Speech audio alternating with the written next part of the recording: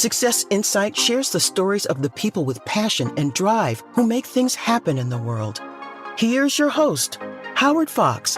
Hello, everybody, and welcome back to another episode of the Success Insight podcast. Our guest today is women's empowerment coach, Patricia Love. Patricia and I will be discussing how to harness the power of positive thinking to transform your life. Now, Patricia's story of trauma, death, and bad decisions forced her to flip her inner script from I can't into I can, or face alternative consequences.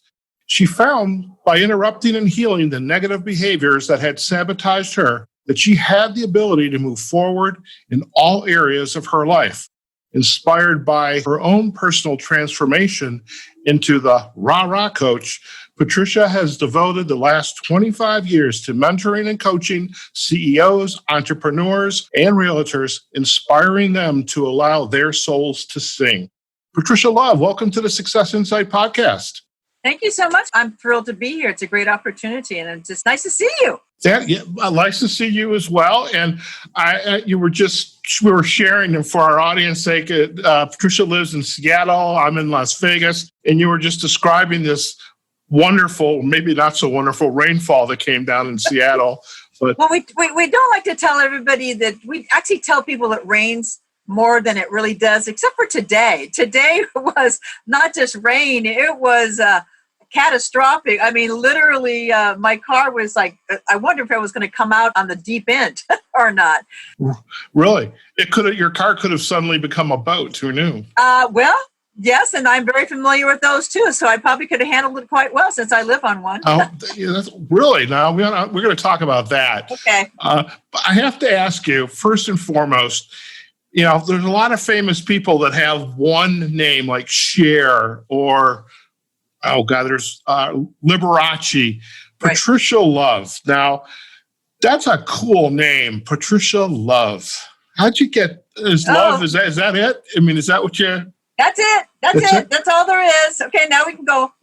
All right. So this, you could have been Patricia Love, the love coach.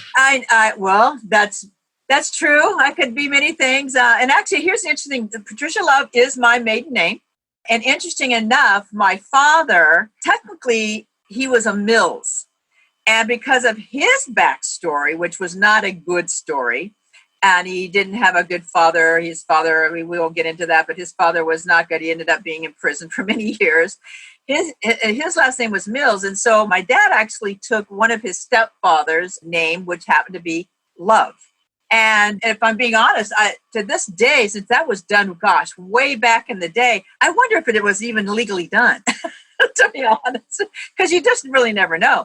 So that's how I got the name. I loved having the name Patricia Love. I've been married twice, but I never changed it, even in the days where a lot of people did. I really liked the name, and it took. It's hard to forget. Yeah, when your publicist contacted me and said the name, I'm like, I've got to interview her. I love that name. And it's funny, my last name being Fox, I had love-hate relationships with it, love-hate relationships with Howard. Yeah. Now that I am what I am, my age, I actually love it. My logo for my coaching business with the Fox, it looks like, man that's got his hands up, or a person with their hands up. So, I'm like totally embracing Fox. It's an amazing, what we embraced later on in life, honestly, because back in the day when I was, going to school, the last name Love, when you're much younger, was not the best name to have. No. So there was some bullying and different things. And so, you just had to get through that like a lot of people. And of course, I changed my name from Patty to Patricia because I thought it sounded so much more adult when I turned like 21, 22. Yeah, at some point in life, we have to start adulting. And so, no, I just think it's wonderful. Well, thank you. I've enjoyed it. And trust me, a lot of nicknames have come up. We could have a whole podcast on nicknames. Trust me on that one. I know, right? So, Patricia, I would love if you could share with our audience a little bit of your backstory. Now, I kind of implied a little bit here in one of the paragraphs I just read. I'm sure there's more to it, but if you could just kind of encapsulate your journey to, now you're the Rah Rah Coach. And I mean, you and I are fellow coaches. Yeah. Our goal is to inspire our clients to go above and beyond to places they never thought possible. Right. And so, yeah. How did I get here? How did I get there? How'd you get here? It's interesting, how our journeys go, right? First off, I got the nickname Rah Rah because I've always been very motivational and try to motivate people. Even in my younger years, when things were tough, I always would try to motivate.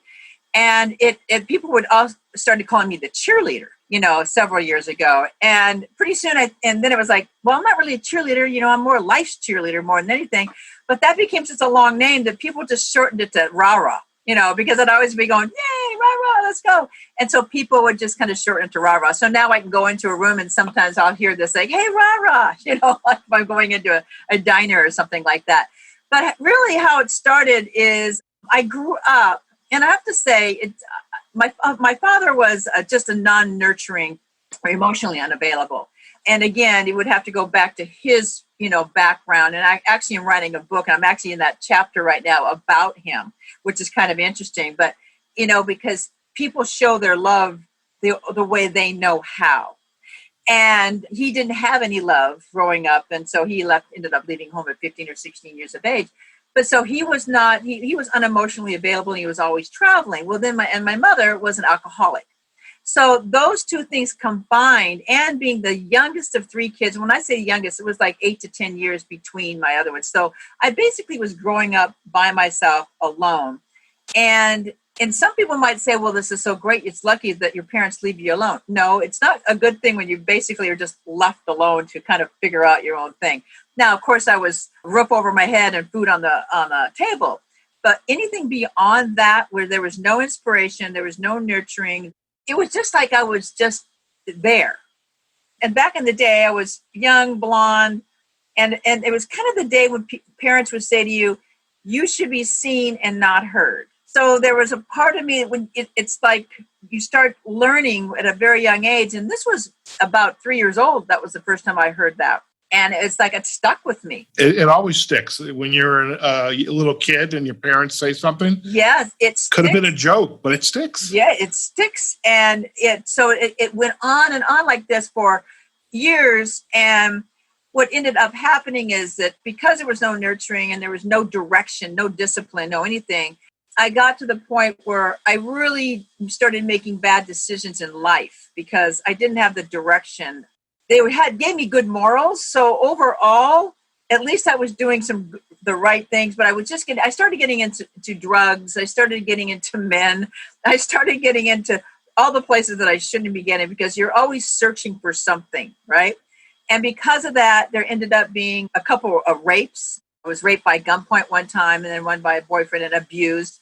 So I just started getting into very abusive relationships and not understanding.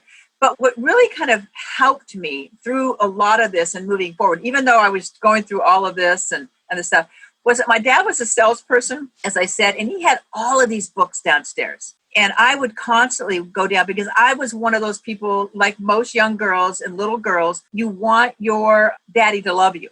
You want to be just like them because you idolize them. No matter how mean they are to you or what the situation is, you still want them to love you. So he had these books from Napoleon Hill, Think and Grow Rich, Dale Carnegie. He had all of these books. And one of these books was Napoleon Hill was laying on his desk one time when he was traveling. And I'd be going down there all the time and I would pick it up. And to me, I wanted to learn to be just like him. So if he was reading this, then I should read it too. So I started reading these books and not really understanding them as much, but something sink in. And so I became more motivational, but I also became a little bit of an imposter, you might say, because I was becoming somebody that wasn't really me. I was becoming what my dad, that I could make my dad love me type of person. So I learned early on to negotiate my allowance, negotiate everything because he seemed to love all of that. But, the background continues on. And even though I was motivational and inspired others, there was a part of me that I didn't know how to inspire my own self, my internal self.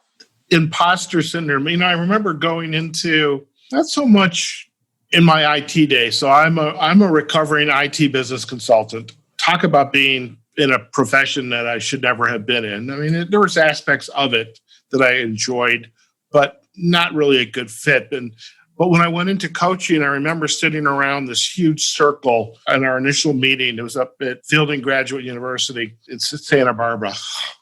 But it showed up on my Facebook timeline, your 10-year anniversary for when we graduated. It's like, wow, I digress. But I remember sitting around the circle and thinking, what am I doing here? What do I have to offer? And I think this imposter syndrome, we all, depending on who we are, our upbringing, our mentoring, the coaching we have, that's a very recurring belief. It's more common than people realize. That's why we get into our 40s and our 50s and we go, what the heck am I doing? Yeah. That's not what I love doing. Because it's funny because I got into sales. Well, first of all, I flunked out of college, so I didn't have a degree at all. Mm-hmm. And again, I was taught to just be pretty and everything else is just fall into place. That's all great and good, but, it doesn't help you and you actually have to do something and actually bring forth math or whatever, which I didn't know anything about. So the interesting thing is that I got into sales because he did. Right. And I became good at it only because it became a habit and out of survivorship.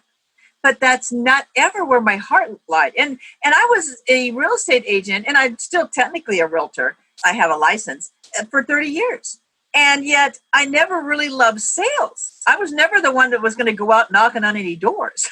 That just wasn't, So I had to, I was really smart or street smart. So I'd learn how to do that. But I truly would be an imposter and come home and go, what am I doing? I don't like this, But then I got stuck in it. Yeah. What was that aha moment? Because I can remember my story. It was part of my Toastmasters icebreaker speech. What was that aha moment for you when it's like, I've got to figure out what I'm going to do for the rest of my life? Or that's easy. That was like 2009. It wasn't all that long ago. Well, to be frankly honest with you, that I was in, it was like 10, 15 years ago. Exactly. I mean, and literally, Howard, I was, and here's the interesting part is that people on the outside would have thought I had everything. Of course. Everybody thought, she got the money, she's got the car, she can get the guy she wants, she can, everything. And yet I was unhappy. But what happened was that everything kind of piled in and came to a head, as you said, which created the aha moment. And what that was I was on the floor in actually September of 2009, and the recession had hit, so money wasn't coming in the way it normally was. And I was really good at spending money, by the way. I was really good at making money, but really good at spending it also. And then my second husband, things fell apart there. My mother died, and then I found out he was having affairs, and I was actually giving him money to have these affairs, and not knowingly, And so one night I was basically drunk on the floor because I was having martinis and drinking too much and everything else. And I was even doing at the time a couple drugs that I probably shouldn't have done. And the only good thing is I don't have a type of a habitual problem, right? At least in those areas. But I found myself, and get this is going to sound crazy, and a lot of people think I'm a little nuts. And I'm not into necessarily woo woo. I am into the universe, but I do believe in something. Right. And I was sitting there, and all of a sudden, this was my aha moment. I felt this little thing on my hand, and I looked up, and there was my 12-year-old cat. Okay. She had put her paw on my hand, and she was looking at me, and I swear to God, she was talking to me. And all of a sudden, this energy came through me, and these 5 words actually came to me, because I heard her say, don't give up. You got to keep going. You're supposed to be doing something. You have a purpose. You have a reason. You got to help people. Wow. And that's kind of my turning point. And I said, you know what? I'm going to take my power back. I've given my power to everybody else. I did what they wanted. I did what they wanted me to do in sales, or I thought they wanted me to do. Mm-hmm. I made up a lot of things too, because you make up things, right? And from then on, I started working, paying off debt, and taking control of my own life, which is the only person that could control it. Right. Well, it's interesting when we start to take control of our own life, therein lies, I think, the opportunity is we can start to see others who are struggling They've got the imposter syndrome. What's that song? The Tears of a Clown. Oh yes, I remember that song. Yeah. One of the handful of songs that I hate because they remind me of stuff. All songs remind us of stuff. Yes. So you have this moment, and it's interesting, by the way, you got to check out our podcast with Jim Phillips. It's got a very interesting story, very similar to the cat on your hand. So you got to go listen to that. But I love the aha moment. So now that you realize, okay, I need to take control of my life, how did, Patricia Love 2.0, maybe it's 3.0, I don't know yet. Yeah, I know, right? It's still coming. It could be 4.0. Yeah, I'm like 2.1 right now. I know, right? But how did that start to evolve, and how did you begin to, well, if I can change, I can begin to help other people change? Yes. Well, interesting though, I always was helping others. Right. Because I was mentoring real estate agents back in the day to be better at sales. Because I didn't do it in a way of a numbers game. It was more of, you got to believe in yourself. But the problem is I was telling everybody else to believe in themselves, but I forgot to tell myself. You forgot to drink your Kool-Aid. Yeah, I forgot to drink my own Kool-Aid, but I was really good at telling other people, what to do and how to do it and making them succeed. And so when I had this aha moment, it was more of taking my power back from people. Because I was sabotaging myself. I was constantly sabotaging myself. I would make a lot of money and then I would spend it all. And I get to the point where why are you doing that?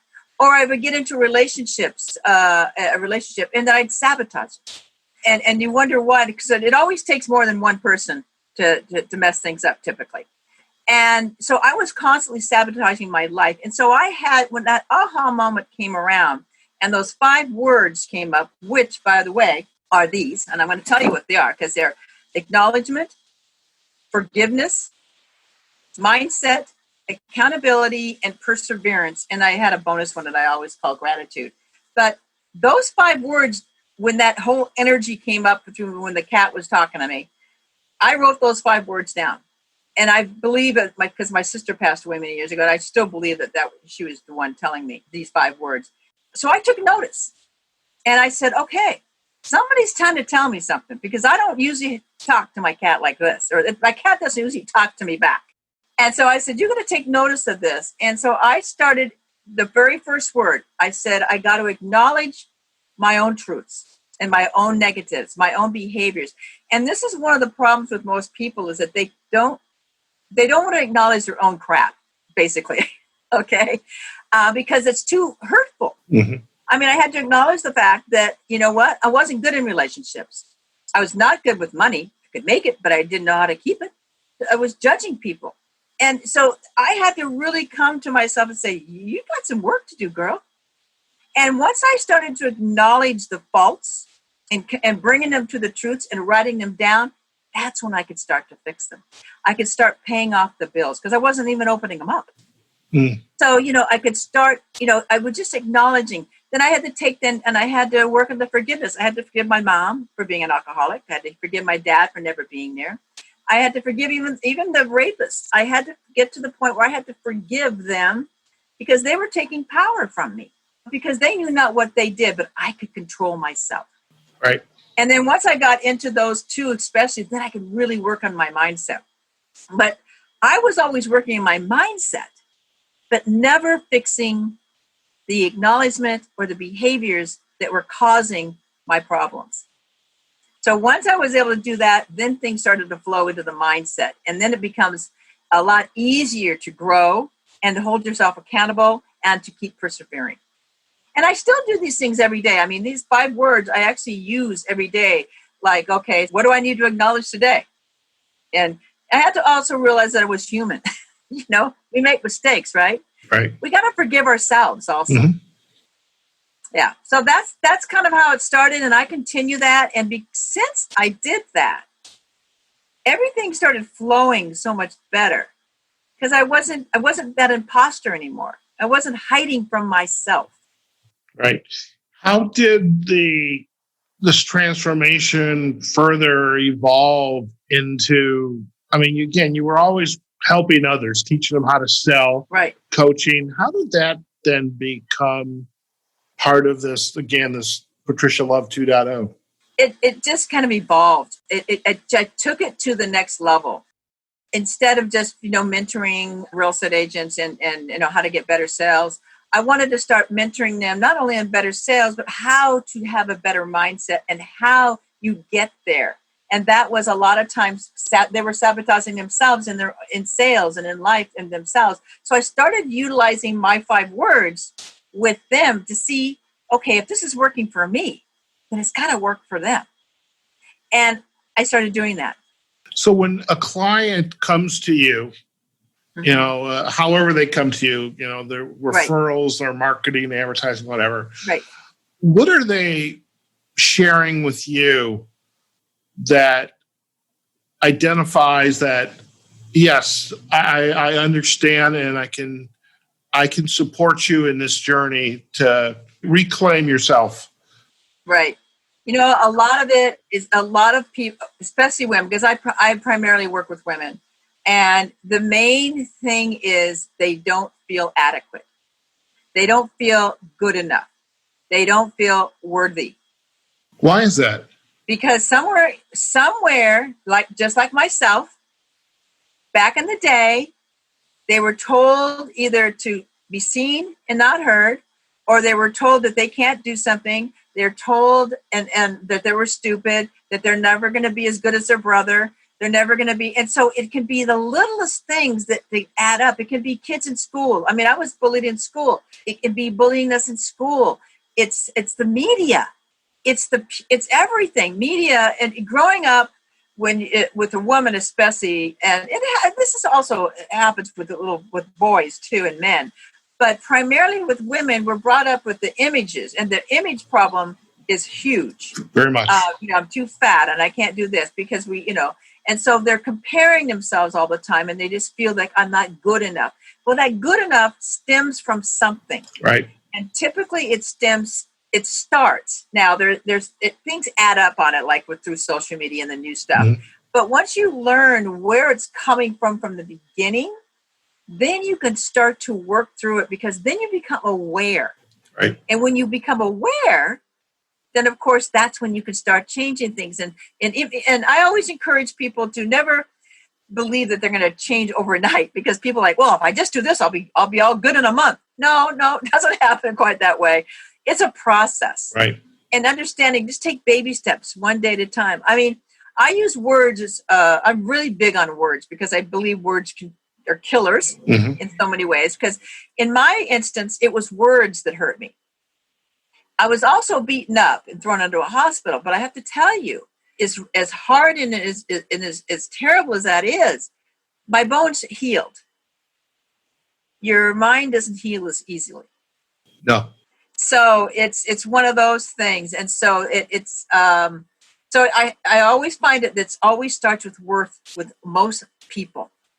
That somewhere down the line, some little thing was said, and we have to work through that. And I would imagine each one of your clients is on their own unique journey. I mean, some depending on how they are wired, it's like, I get it, I got it, I'm good. Some, it's the journey. Some think they can fix themselves in about 5 minutes. Right.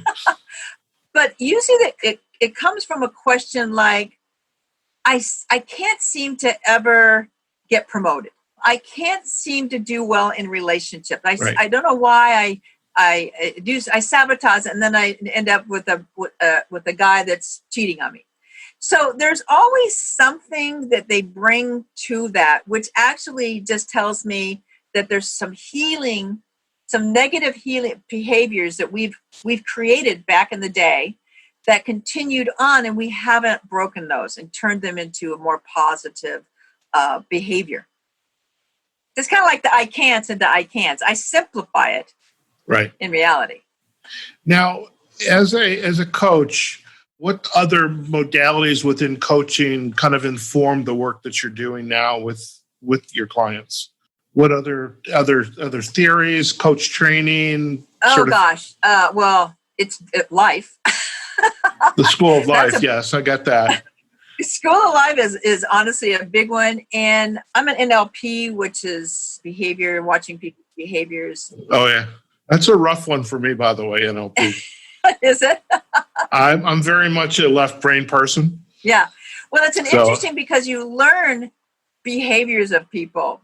And I found that I've always found the brain interesting, first off. So I take psychology classes. I'm constantly taking classes, whether it's NLP or tapping or anything that increases my learning capabilities of understanding how the mind actually works without being a psychologist. Okay. Mm-hmm. And so I would have to say I'm a student. I'm a constant student of anything I can grab onto. Sure.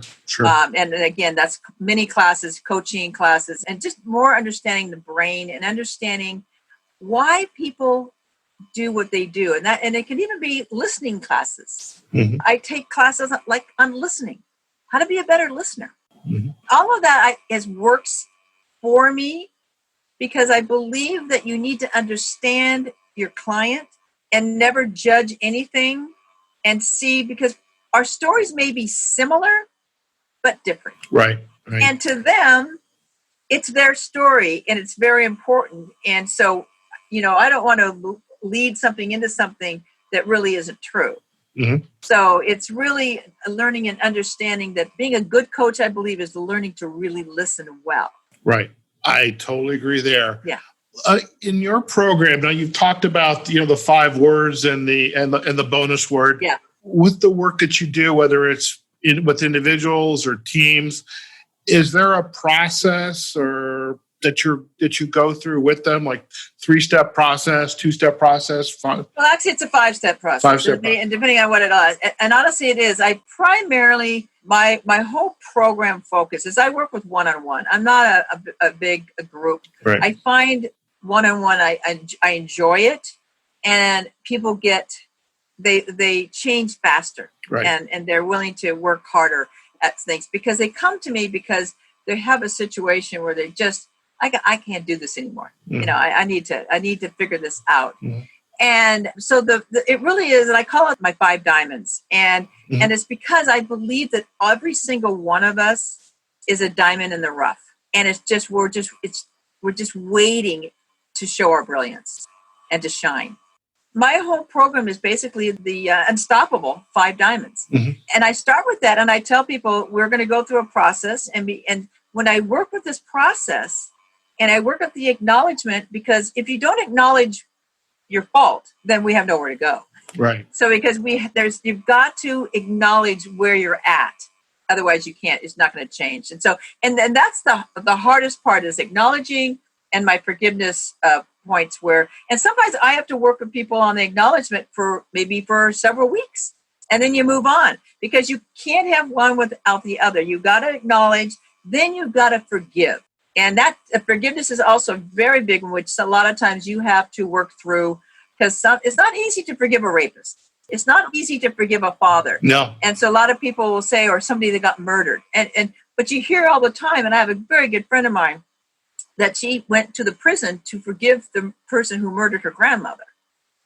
And it's because if you don't, it's not like you're forgetting, you're just forgiving them for now, because you got to take that energy that they don't even know they have. They have no idea. They're draining it from you. They're draining it every single day. Right. And it's amazing when I find that when people start to acknowledge and then they forgive, it's like these bricks mm-hmm. just comes right off of their shoulders. And then where the mindset starts to open up, it opens up more, because now you can really think about how now can I change my mindset? How can I even be more positive? How can I really turn those can'ts into cans? Because you've gotten through those acknowledgments of behaviors, and now you can move forward.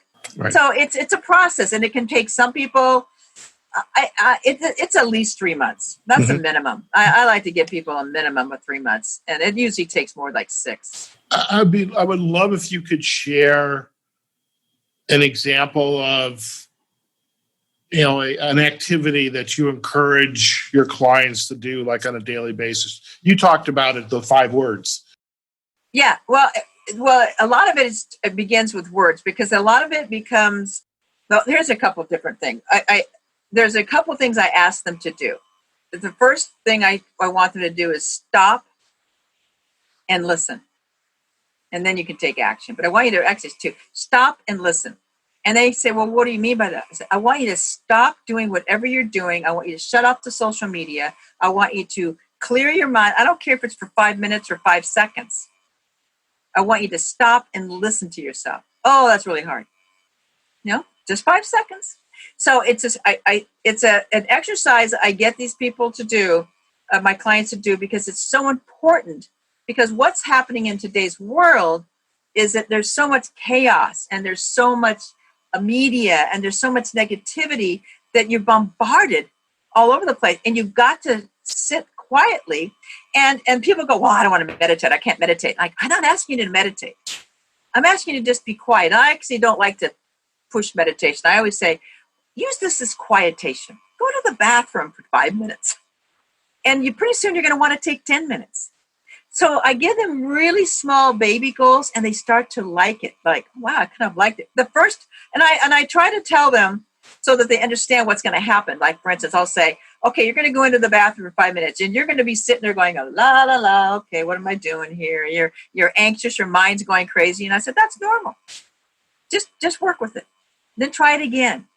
And then try it again. And pretty soon they're like, wow, I get this. I really like it. So that's one of the things I really tell people to do. That's fantastic. It's funny. Like, I love the quiet of the morning, and I get up and I do have my coffee with me. That's an important. Me too. Yeah. I open the door. I face east, and then it's usually just before sunrise. I can see Venus up in the sky. There's the sun. It's just starting to get light out. Have the coffee. Hopefully, I don't have my cell phone with me, because I just like to look outside. And there's a breeze coming in, even in Vegas. I got the ceiling fan going, but it's just something about that. It's just it's grounding. Yeah. You're grounding yourself. Yeah. And when you can ground yourself, even for 5 minutes with nothing around and seeing nature, that's grounding yourself. Right. And the more you can do that, and the more you start to focus, the more you have clarity, the more that it's amazing how you started being more intuitive and listening to what I call the soul versus our head. Right.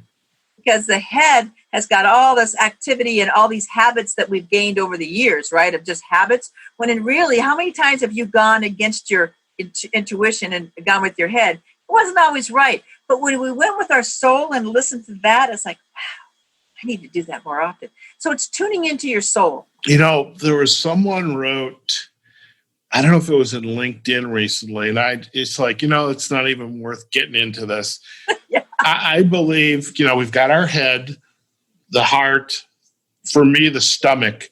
When I'm doing something, or I'm about to do something, make a decision, spend money, and my stomach is churning, that's my indicator of walk away as quickly as possible. Stop. That's stop. Yeah. Exactly. And there was someone, again, I don't remember where they were, but they're a coach. Well, there's no such thing as your gut feeling. And it's like, oh my. That wasn't what I said. No, that's not true. That wasn't what I said. Oh my, it was something else. But I'm being nice. We are being nice.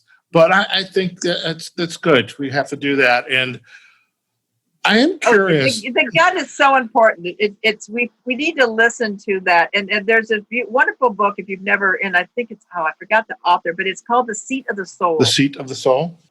And the SEAT, Seat of the Soul, and Zurkay, Zukay, I believe, is his last name.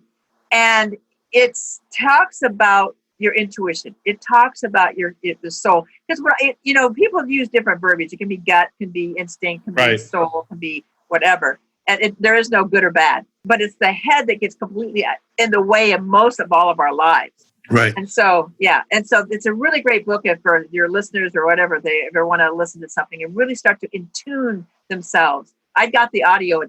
I like it better because I can really sink into it. Well, very good. What we'll do is we'll go out to Amazon, find the book, and put a link to it in the show notes. Yeah, it's a great book. Great book.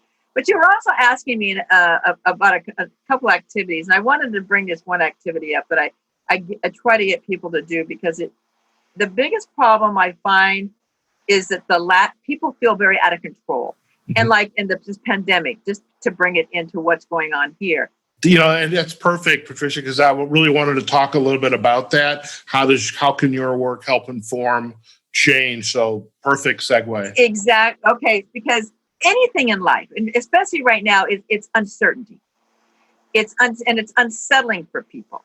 And a lot of people do not understand how to handle that, because they know it's out of their control in a lot of ways. They can only do their part. I explain to people, my clients, you're the only one that has control. You have control of yourself and how you react to things. So I want you to do these couple things, and it'll put you into more feeling of control.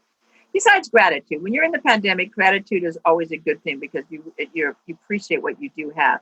But there's this one word that I always use, and I tell people, use this in your vocabulary every single day, all the time, whenever you're doing things.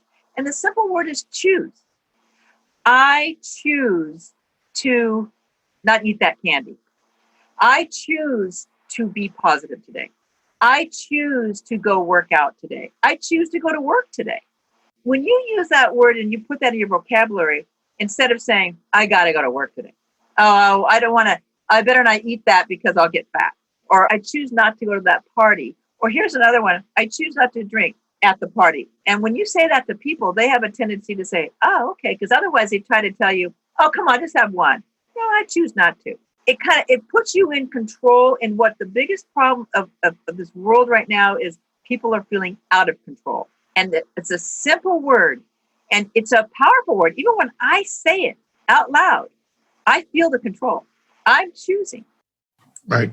And it's so simple, but yet when I started using that, it really started changing my life. No, I love it. And I think that's the perfect for us on the show, and for our listeners, what we call our insight to go. Because we always want to leave, I'm choosing to go now. I'm choosing to go. And I think it's wonderful. And I think it's, some of the best coaching in my mind is just very simple. I mean, I've got friends, colleagues. They collect assessments like they collect, refrigerator magnets. Yeah. And, but some of the best coaching is just very simple, having a conversation. Honestly, Howard, I like to keep it as simple as possible, because everything else in the world is so crazy and so complex. Right. Let's try to keep ourselves as simple as possible. Perfect. Well, this has been a phenomenal conversation, and I've really enjoyed it. I want to have us a little bit of fun with you for just a second. Uh-oh. I'm sure you're okay with fun.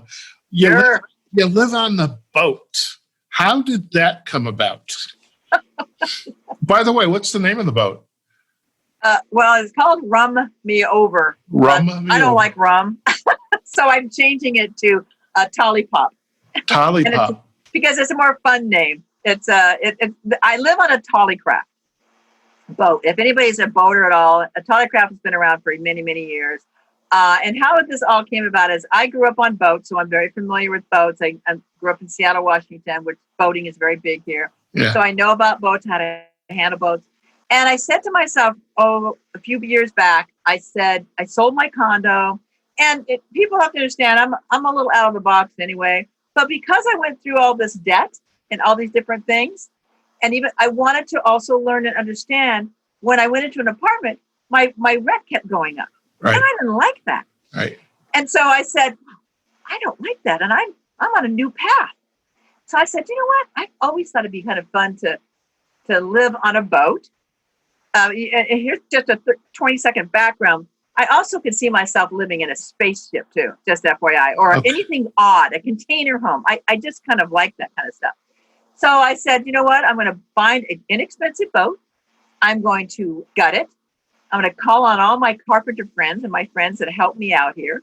And I'll give them beer and whatever else I need to give them or whatever. And they created this great little tiny house, you might say, or condo on the water. I love that. Condo on the water. It's a 38-foot Tollycraft with a 12-foot beam. I'm sitting here looking at the water. I'm looking at sailboats all around me. And I live in a community with other people that live on board, but not everybody is a live aboard. but it's fun, it's humbling, and it keeps me in a very grateful perspective. Yet I live on a boat and I have a view of the water. Yeah. I just saw an incredible rainbow right before the show. It was beautiful. So I consider myself extremely lucky, and I just wonder what my next chapter, my next thing I'm going to do. Wow. My favorite part of living in Chicago, where I had been, was I was near the water. And one of my favorite parts of the day, I love the quiet of the morning. Having a cup of coffee, nobody's around, the birds, this and that. The next most important sound that I embrace is the train whistle. Oh, I love the train, and I miss that because there are no trains. I have one of those here. I got a train that goes by like once a day, so it's pretty cool. And I love that. I love that sound because it reminds me of growing up late at night. Number 3 is the sound of the rigging on the mast. So a cup of coffee out on the bow, sitting down, feet up on the cushions, cup of coffee in your hand. I mean, what a way to start the day or end it. It's a great way to start a day. I actually go up on top and have coffee sometimes and listen while I'm drinking my coffee and listening to the rig, especially if there's a little wind. Like yesterday we had 30 mile an hour winds and you could hear them, but it's all good. I love it. For me, the sea is where I go to breathe. The rolling, I'm on the sound, but the sea is where I breathe. Fantastic. Well, I have a request for you now. We have a copy of your headshot that we'll put in our banners. But what I would love for our show notes on our main page, successinsightpodcast.com, is a couple pictures in and around the boat. Sure. Want to see the boat? Yeah. Okay. No problem. I think that'd be so cool for our show notes. Yeah, no problem. I might have to clean up. No. Well, just, shots that you've already taken. I mean, just outside on the boat. I got a couple of those. I'm sure you'll find those. I got a couple of those, yeah. Fantastic. Well, Patricia, if our listeners would like to learn more about you and your work, where are the best places for them to go? It's pretty simple. First off, it's patricialove.com. It's my website. And you can go to Instagram, Patricia Love Blogs, or again, the Rah Rah Coach, Patricia Love on Facebook. It's pretty simple. Yeah. Fantastic. And I'm an open book, so I love to talk to people. Excellent. Well, we will most definitely provide the backlinks to the website, patricialove.com, your Facebook, the Rah Rah Coach, Instagram, Patricia Loves Blogs, and, of course, the Rah Rah Coach on Twitter. So, Patricia, it's been an absolute pleasure to have you on our podcast. Great conversation. Certainly, it's nice to have a conversation with a fellow coach. And, journeys that, that rings a little bell for me. And so, journeys are, we're all on a journey. We're all on a journey. And it's just what station are you at? Yeah. And what choices do we want to make? So. Exactly. No, it was an honor. I really appreciate it. All right. Fantastic. Okay, folks, we've just been chatting with your women's empowerment coach, Patricia Love, and we've been talking about harnessing the power of positive thinking to transform your life. And Patricia has left us with really some wonderful nuggets. Her 5-step program, we've got acknowledgement, forgiveness, mindset, accountability, perseverance, and that bonus of gratitude. And also this insight to go of starting your day, doing whatever you're doing, make it a choice. I choose to, and you get to fill in the blanks. And if you are inclined, do go out to Patricia's website or Facebook, Instagram, Twitter, whatever you prefer from a social side, and to learn more about her and her work. And she would love to get to know you. In the meantime, you can visit us on successinsightpodcast.com. Once this episode is published, do let us know your thoughts. We'd love to hear from you or any other episode on our podcast. We're also on Facebook and LinkedIn. We've got Success Insight podcast pages, and you can also find us on YouTube, as well as the major podcast platforms, Spotify, iHeartRadio, Google Podcast, and Apple Podcast. So folks, go out there, have a phenomenal day. It's Friday. Take care of yourselves. Take care of your family. Wear your mask. Practice social distancing, and I'm going to add a new one, get out there and vote. Too much is at stake this year. We have to get out and vote. So please do that. Until then, we'll see you on the next episode of the Success Insight Podcast. Take care now. Success Insight is a production of Fox Coaching and First Story Strategies. Find us online, successinsightpodcast.com.